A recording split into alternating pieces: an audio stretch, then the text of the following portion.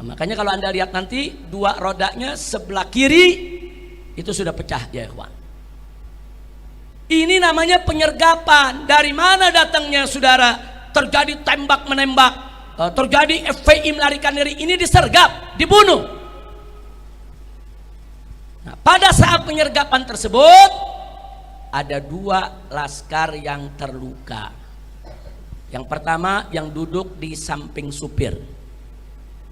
Nah, ini masih ada pertanyaan, apakah karena peluru dari kaca depan atau peluru dari samping kiri masuk saudara, karena pelurunya dari mata tembus ke leher dan bola matanya keluar.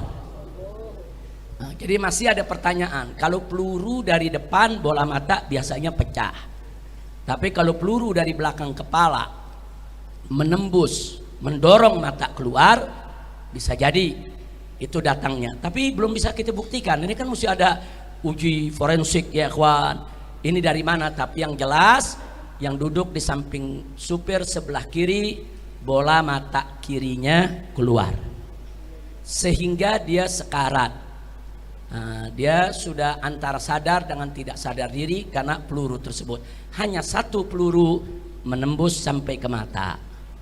Nah, sementara yang satu lagi korban yang duduk di belakang supir itu ada lubang peluru memang cukup besar di samping sebelah kanan, itu mengenai pahanya, tembus saudara. Dua orang ini mengalami pendarahan. Nah, karena di daerah paha itu ada urat besar, itu kalau udah mengeluarkan darah nggak gampang terhenti saudara. Jadi kedua korban ini dibawa ke KM 50 masih hidup dalam keadaan terluka dan darah terus keluar tanpa dihentikan. Nah, itu yang perlu kita tahu ya ikhwan. Nah, jadi artinya ini sergapan. Jangan bilang nanti laskar yang nyerang. Laskar tidak nyerang saudara.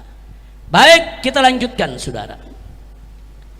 Bahwa warga KM 50 menyaksikan sendiri bahwasanya 6 syuhada saat dibawa ke KM 50 semuanya masih hidup dengan kondisi yang 2 terluka dan yang 4 sehat segar bugar. Jadi yang 4 diturunkan dari mobil, disuruh tiarap di aspal. Yang 1 saudara yang sekarat duduk di samping supir itu tidak diturunkan dulu. Begitu juga yang kena pahanya itu tidak diturunkan dulu. Hanya 4 dulu yang diturunkan. Nah, mereka sedang apa? Menunggu datangnya mobil Land Cruiser hitam sebagai komandan mereka. Jadi mereka menunggu beberapa waktu. Ada yang bilang 15 menit, ada yang bilang 20 menit, ada yang bilang 30 menit. Artinya 2 orang yang luka di mobil selama waktu tersebut terus mengeluarkan darah tanpa dihentikan. Mestinya SOP polisi itu kalau habis tembak seseorang sudah dilumpuhkan harus dibawa ke rumah sakit, bukan dibiarkan darahnya mengalir sampai meninggal dunia. Itu SOP ya Pak. Ini artinya sekian waktu dibiarkan di mobil sampai Land Cruiser hitam itu datang, turun, kemudian kumpul. Kata warga mereka berselaman begini seperti kayak orang lagi bertanding voli itu. Nah, kemudian mereka bersorak seolah-olah mereka senang sudah menang ya ikhwan. Nah, dari situ si komandan memberikan arahan, baru yang di mobil 2 digotong dipindahkan ke mobil lain. Dan yang 4 juga dimasukkan ke mobil yang lain saudara.